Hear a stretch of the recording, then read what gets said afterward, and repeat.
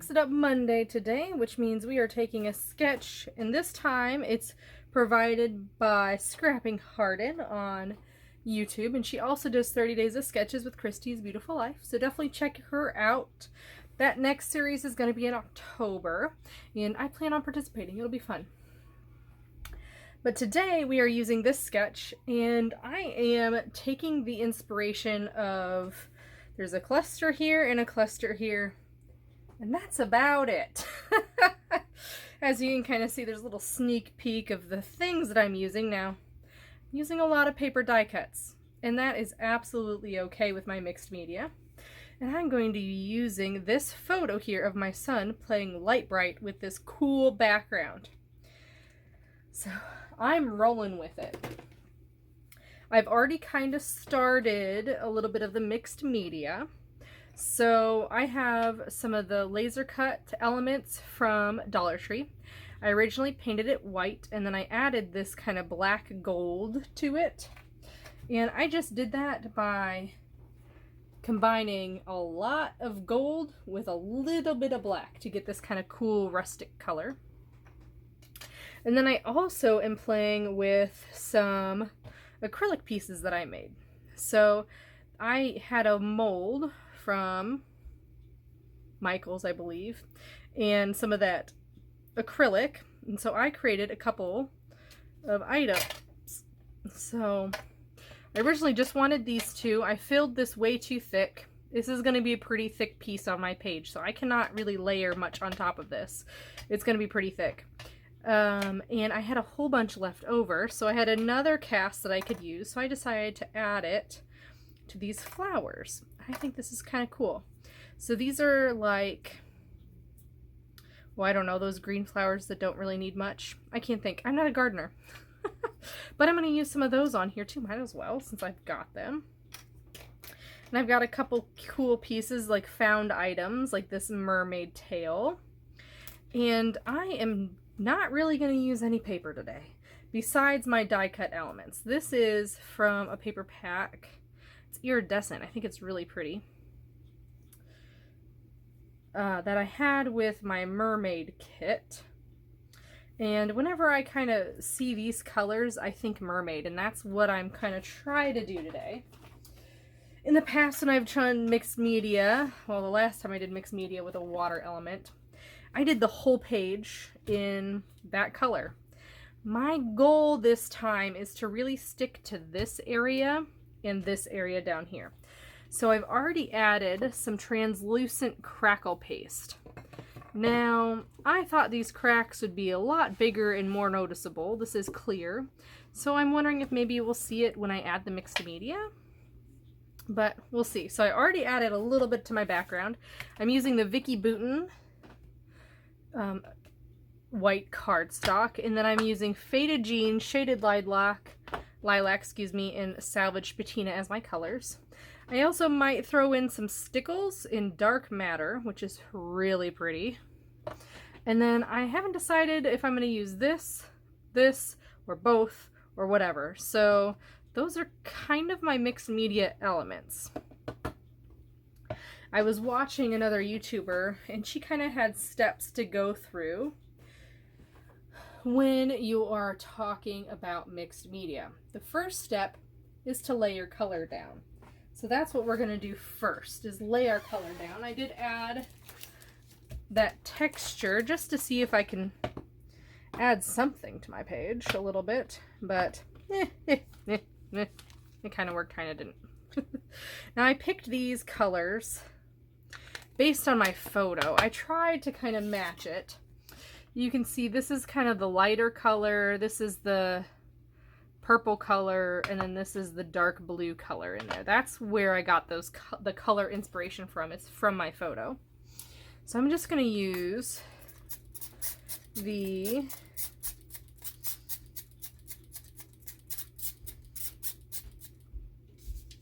splattering technique, not the pressing technique. I can't think of what this is called either. I'm having some trouble with my words today, guys. It's a real struggle right now. Okay, so you can kind of see the crackle paste come into play here. It gives a little bit of a texture, and it is not really allowing my color to soak into the paper, is it? That's okay. I'm just kind of being messy at this point. I can always add layers. I should probably talk about my thought process and placement, right? We already kind of saw the sketch. I'm really going to try to stick to top right and lower left corner. So this is going to be kind of white. It may end up getting extra splatters. It may not. Who knows? But we're just going to kind of add and layer. I feel like I need a little bit more, but I don't want to get water on my stuff here, so I'm just going to kind of dry it up. It's okay that it's not perfect. I'm just going to add some more here.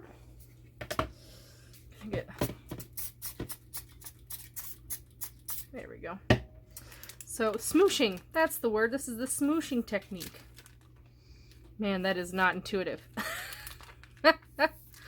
Not intuitive at all. Why it's called that, but it is. I guess you smoosh the color on. But that is that. I think I need a little bit more blue down here, so I'll go ahead and add it. Whoops. I don't want to get my blue on my actual pieces down there. That's okay. So that looks good so far. Let's get some more blue. And then I'm going to layer purple on top.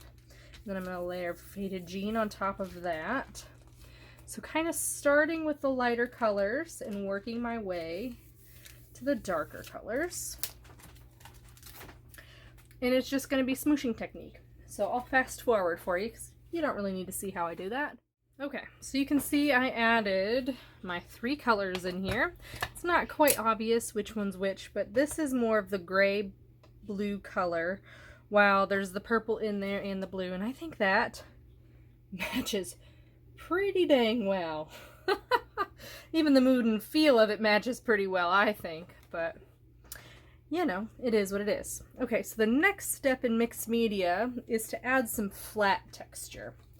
So what I'm going to do that is a bubble stamp, and this is a background stamp, but what I'm going to do is I'm just going to use my darkest color here, and I am going to kind of tap it all over this 6x6 stamp, and then I don't have a backing on it. I'm just going to plop it down. So you can kind of see some of that texture peeking through. And it's going to kind of go all over. That looks awesome. I'm even going to put it down here. Now I'm purposely trying to not make this square, even though I know it's a square stamp. Yeah, that'll be perfect. I don't think I want much more than that. And I might kind of go off the edge here. Let's see, I might just go like this. Just a little bit. So the bubbles look like they're going off the water. Just a little something something. Cute. Super easy to add texture to your colorful background. Now we're going in with some dimensional texture. That's where this or this will come into play. And I think I'm going to stick with the glitter. Because look at, I haven't opened this yet. Ooh, that's fun. That's fun. Okay. Now this stuff I have to be really careful with and clean my stencils and spatula quickly. So placement, let's just check. That's gonna kind of go right there. My photo is gonna go probably right there. So I need some up here, some down here, and some down here. 3 spots, because that's where my clusters are gonna be.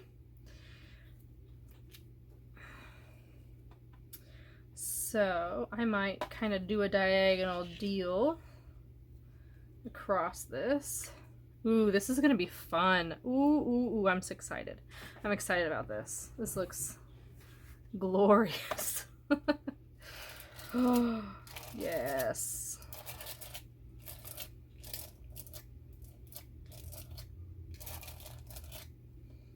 Beautiful. Ooh, that's cool.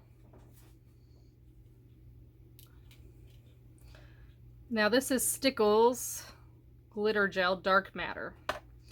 I also have Moon Dust, but this is a new color for me, so I thought I would just pull it out and use it today with you. Oh, that's so pretty. Okay. And then I'm going to cover this spot right here, I think. Kind of where there's going to be some empty space behind my cluster stuff.